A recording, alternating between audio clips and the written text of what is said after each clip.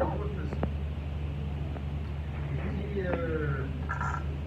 Galilée va faire des expériences. D'abord, il va faire la chute des corps dans la mélasse. Il va trouver que quand la boule qui a lâché dans la mélasse va à une certaine vitesse. Et puis, il change la mélasse par l'huile. La vitesse de chute va baisser. Il change l'huile par l'eau. La vitesse va encore va grandir, pardon. Il va aller beaucoup plus vite parce que la mélasse change une résistance. Il a une viscosité. La viscosité, c'est la résistance à l'écoulement. Et donc, quand je jette une bille dans un milieu très visqueux, il va aller très doucement.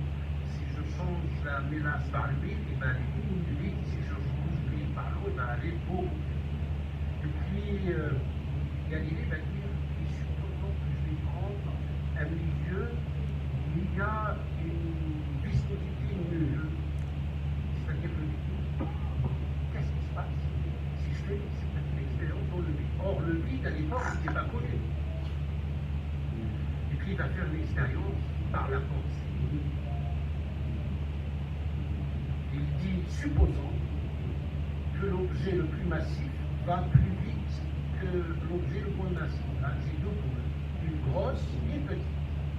Et supposons que Aristote a raison, que la boule la plus grosse va aller à une vitesse beaucoup plus vite que la plus petite. Il dit, voilà notre hypothèse. Il dit à l'assistance, vous êtes d'accord avec moi? D'accord.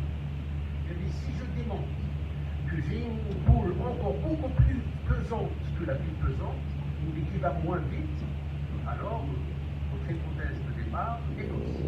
On lui dit, il dit, d'accord, je prends la grosse boule, je lui attache la petite. J'ai un ensemble qui est beaucoup plus pesant que la plus grosse boule. Et l'assemblage des deux boules va aller moins vite que la plus grande. C'est comme si moi je cours, et puis je prends un gamin qui court moins vite que moi, si je l'attache à moi, notre vitesse à deux va être moins grande que ma vitesse moi tout seul. Et donc je viens de démontrer que la vitesse encore beaucoup plus pesante que la plus pesante va moins vite. Et donc l'hypothèse de départ est fausse. Donc la vitesse de la plus grande et la vitesse de la plus petite sont les mêmes. La vitesse ne dépend pas de la masse. Extraordinaire. Et puis il va proposer ce qu'on appelle le principe d'inertie. C'est écrit, mais ce n'est pas écrit en vecteur, il faut que ça soit en vectoriel. La somme des forces est égale à 0. La somme des forces externes. Qu'est-ce que ça veut dire? Ça veut dire